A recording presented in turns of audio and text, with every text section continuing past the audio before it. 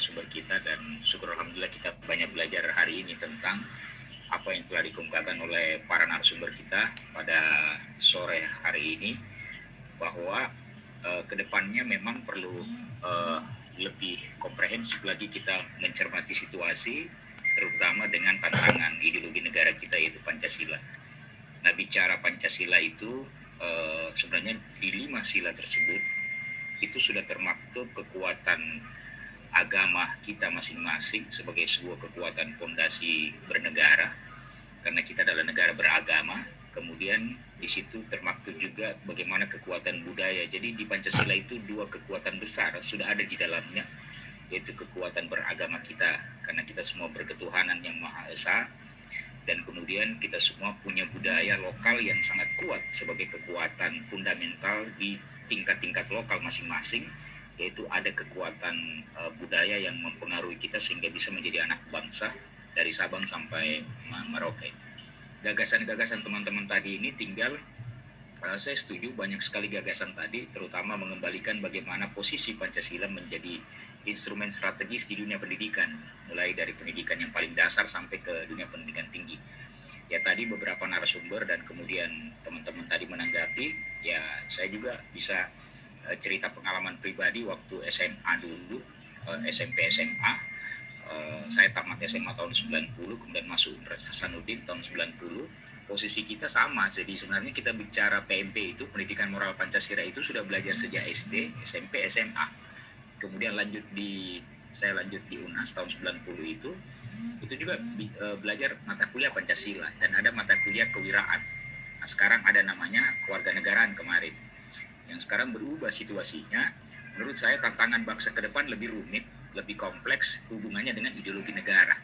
Jadi tantangan Pancasila kita semakin agak besar dan kompleks. Nah, ini butuh kerjasama yang kuat semua elemen bangsa ini. Elemen ormas, elemen pemuda, elemen perempuan, tokoh agama, tokoh masyarakat, teman-teman di legislatif, yudikatif, dan eksekutif. Kejadian yang kemarin, yang hubungannya dengan Kementerian Pendidikan dan Kebudayaan itu, menurut saya, salah satu pointer yang harus kita pelajari, ini harus di-recheck sebenarnya. Siapa ujung pangkal persoalan pertama ini urusan. Karena jangan sampai menterinya tidak ngerti, karena juga ada banyak berita sebenarnya. Jangan sampai menterinya memang tidak paham apa-apa tentang produksi situasi yang ada di dalam, di internal Kementerian Pendidikan. Ada juga berita tentang bagaimana dirjennya. Itu dirjennya perlu juga ditelusuri sebenarnya. Seperti apa mereka menyiapkan perangkat-perangkat regulasi, perangkat-perangkat pointers kepada menterinya.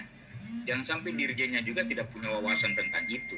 Nah, ini perlu evaluasi besar-besaran menurut saya, karena ini bukan persoalan mudah sebenarnya. Dan ini Kementerian Pendidikan dan Kebudayaan. Mas Nadiem harus belajar betul tentang sejarah kebangsaan ini, bahwa bangsa ini tidak langsung besar seperti ini. Ini dimulai dari introspeksi sejarah kita dimotori oleh para founding father bangsa kita sejak 1908. Itu Gerakan Budi Utomo, di situ pertemuan 1 tokoh nasionalis dan 2 tokoh santri. Dr. Wahidin, kemudian Ahmad Dahlan Muda, dan K. Hasim Asyari Muda. Itu gagasan kebangsaan yang paling awal kalau kita mau bicara tentang bagaimana ke depan kita memproduksi anak bangsa ini bisa lebih baik lagi. Yang kedua, pointer saya adalah apa yang dipaparkan oleh teman-teman tadi, bagian dari kita memperbaiki ulang tatanan kurikulum kita. Betulkah Pancasila menjadi serius kita mau lakukan lagi?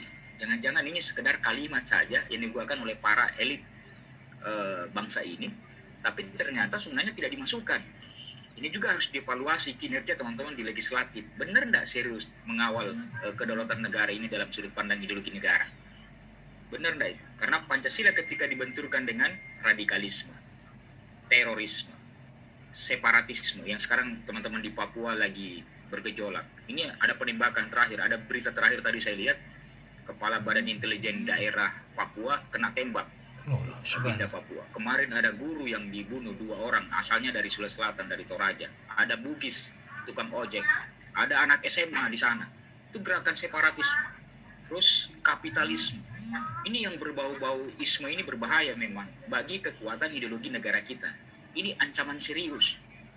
Ini menarik, kalau teman-teman mau, saya setuju tadi ada memberikan saran, ini harus dibuatkan blueprint. Kemudian ini disampaikan kepada menteri-menteri terkait, terutama Menko Polhukam. hasil diskusi ini 1 menit lagi, Pak. ya, kemudian ini harus disampaikan ke DPR. Karena jangan sampai juga di DPR itu kurang serius mengawal kedaulatan negara kita, karena banyak kerancuan juga di dalamnya ketika mereka membahas undang-undang. Ini kalau mau dielaborasi terlalu panjang sih. Ya, terima kasih banyak. Mohon maaf lahir batin. Salam Pancasila dan selamat berpuasa, selamat berbuka puasa, karena kami di wilayah tengah ini sudah berbuka puasa Sudah dan puasa. terima kasih Gus Soleh dan teman-teman pembicara narasumber. Kita semua Luar biasa, Pak Arkam Marzikin, luar biasa. mudah-mudahan kopi cepat Thank mengalir you. dan kita bisa kopi darat. Kopi darat. Ya, terima kasih. Salam Pancasila. Berkat